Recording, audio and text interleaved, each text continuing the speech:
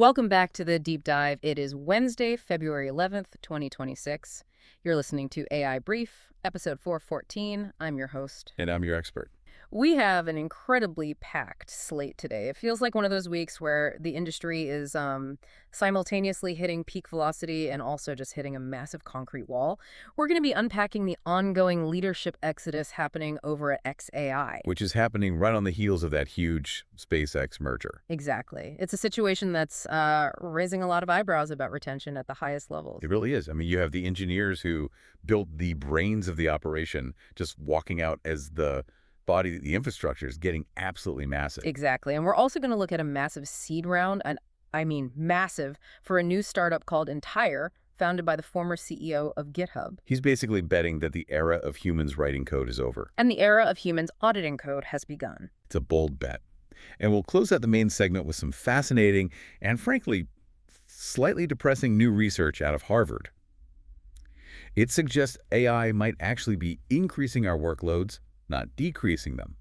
Turns out, productivity has a price. Plus, we have a rundown of the day's other headlines, from Runway's new valuation to Anthropic hitting Windows and a whole stack of trending tools. So let's get right into it. Let's do it. We have to start with xAI. I mean, if you've been following this, the narrative was supposed to be all about dominance. Right. They just pulled off that colossal merger with SpaceX.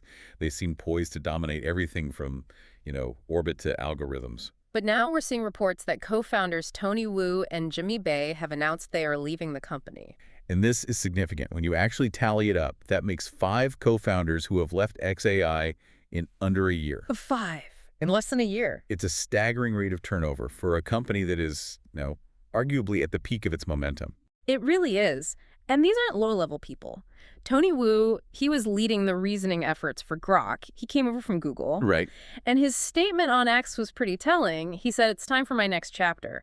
But then he added this line: "A small team armed with AIs can move mountains and redefine what's possible." That phrase, small team, it just stands out, doesn't it? It really does. It feels like a direct commentary on what xAI has become. By merging with SpaceX, xAI is becoming this industrial conglomerate. It's not a small band of rebels anymore. Right. It's the difference between a research lab and a factory. Exactly.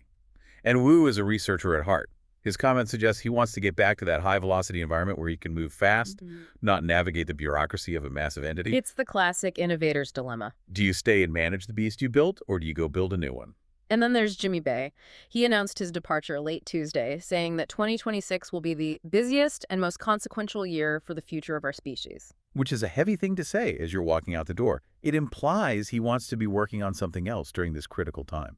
And we have to look at the context here. Reports are circulating that Elon Musk is getting frustrated with delays on the new Grok models. Specifically the Grok 41020 update. It's still waiting for release. Right. And we know Musk runs a tight ship. If there are delays, there's pressure. It's a total pressure cooker. You've got the merger logistics, the race to get these space-based data centers online, the competition heating up, deepfake blowback all at once. Musk is famous for managing chaos, but losing the people who actually built the reasoning engines, that's a different kind of problem. That's the core tension. Hardware and power can be bought. You can launch satellites. Yeah. But the specific intuition needed to build these next-gen models is incredibly scarce. Losing Wu and Ba right now creates a real vulnerability. Moving from people leaving companies to, well, people starting new ones. Let's talk about Thomas Dohmke, The former CEO of GitHub. Exactly. He just surfaced with a new startup called Entire. And he made quite the entrance. He raised a $60 million seed round. $60 million for a seed round. For a seed round. I mean, for context, that is the largest ever for a developer tools startup. It values the company at $300 million right out of the gate. That's a serious validation. So what is Entire actually doing to warrant that kind of cash? Well, Dohmke said he left GitHub because he believed the tools there weren't designed for the world we're entering. A world where AI agents write the code and humans don't necessarily read it? Precisely. We're generating code way faster than we can review it. So his new product is called Checkpoints. Checkpoints. Think of it like a flight recorder for AI agents. It tracks and logs every single action an agent takes, the prompts, the decisions it makes while coding. The whole goal is to let developers audit code they didn't write.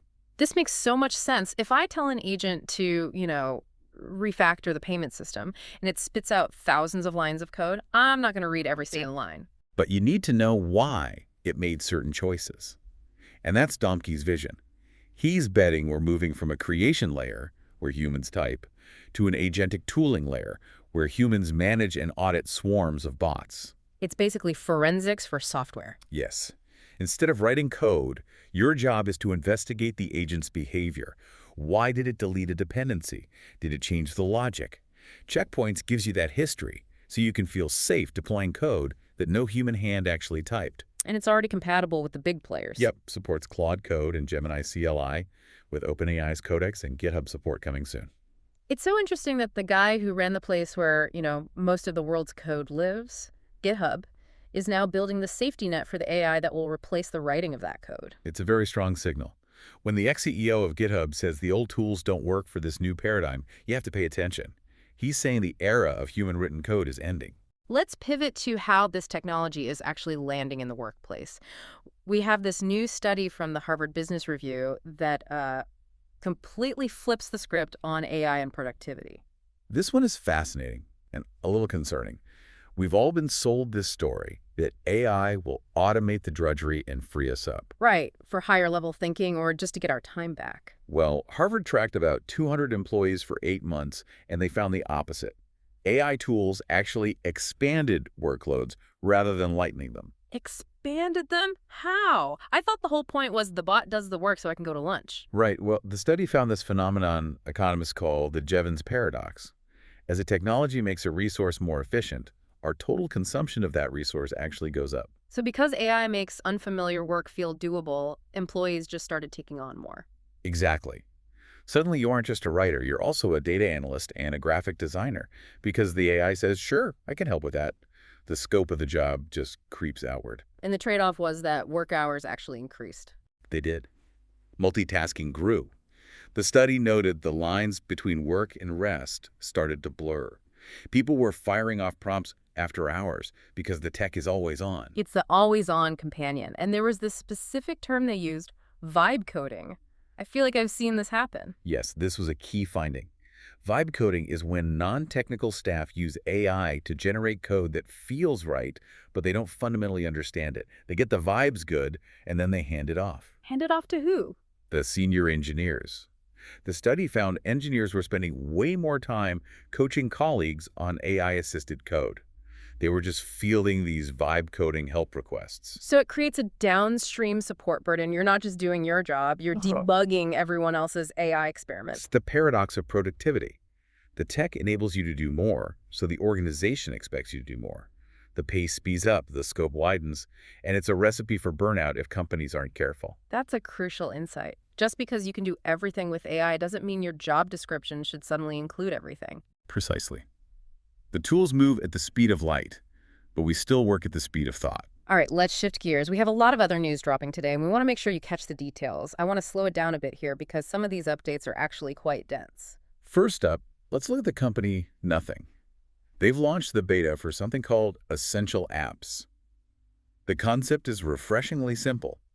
You use plain language to describe an app you want, and it builds it for you. So personalized software on the fly, not just code, but a full app. Yes. They showed examples like a workout scheduler that pulls from your calendar and the weather to tell you when to run, or a meeting briefing tool. It creates a personalized app right on your home screen. It's moving app development from coding to just asking. That is a huge shift. And over in the world of funding, Runway is back in the headlines. They certainly are. Runway has announced a fresh raise of $315 million. This nearly doubles their valuation to $5.3 billion. But what's interesting is where they're pointing that money. You're talking about building world models. Ooh, we hear that term world model thrown around a lot. How is that different from just a really good video generator? Well, a video generator predicts the next pixel. A world model understands physics. It understands that if a glass falls, it shatters. It creates an internal simulation of the environment. Runway is betting this tech applies to robotics, self-driving cars, even medicine. They're moving from Hollywood to general intelligence. That's a massive ambition. Meanwhile, on the desktop front, Anthropic is making moves. Yes, Claude Cowork is now available as a research preview on Windows. This is significant because it brings feature parity with the macOS version. Windows users now get file access, multi-step task execution, and plugins. So Claude isn't just stuck in the chat box anymore. Exactly. It can reach out and interact with your local databases or your coding environment. It's effectively bringing an autonomous agent to the Windows desktop. And in the scientific domain, Isomorphic Labs, the DeepMind spinoff, also has news. They unveiled ISO-DE. This is a drug design engine.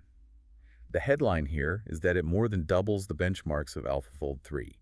It can spot drug targets directly from a protein's genetic code. This is the kind of AI that quietly changes the world, potentially cutting the timeline for new medicines by years. Speaking of benchmarks, Alibaba isn't slowing down. No, the Queen team released Quinn Image 2.0. This is a unified model for both image generation and editing. The big upgrade here is text rendering. AI has historically been terrible at spelling words inside images, and Quinn claims to have solved that. And finally, a quick note on branding from OpenAI. Yes, reports are coming in that OpenAI is dropping the I/O branding for its upcoming hardware device. This follows a trademark lawsuit from an audio startup called IYO. Seems that they're avoiding a legal headache before the hardware even launches. Probably a smart move. Now let's get practical. We've curated a list of the trending AI tools that are making waves today. Let's run through them. First, sticking with what we just mentioned, there's Quinn Image 2.0. If you need marketing assets that include text, like a sign on a shop front, this model handles generation and text placement in one go. Next up is Raven 1 from Tavis.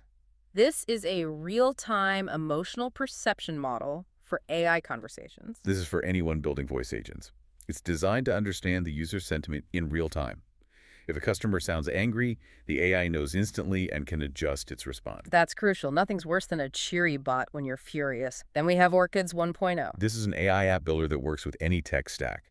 The kicker is it offers bring your own model subscriptions, so you aren't locked in.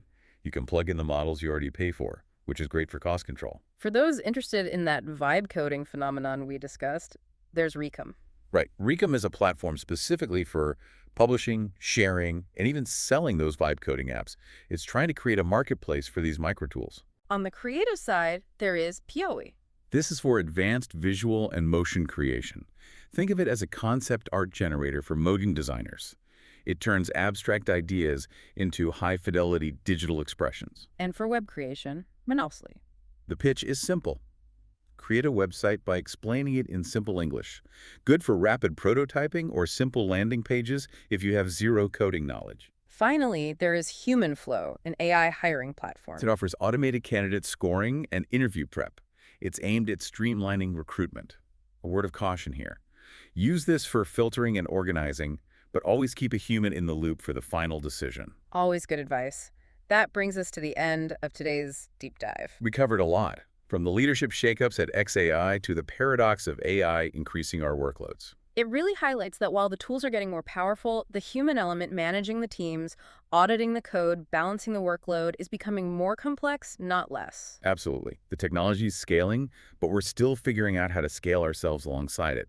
Bridging that gap is going to be the defining challenge of 2026. If you found this deep dive helpful, please make sure to follow the show on your podcast player of choice. And do us a favor, share this specific episode with a colleague who is feeling that vibe coding burnout. They'll appreciate knowing they aren't crazy. It really helps us grow the community. See you in the next episode.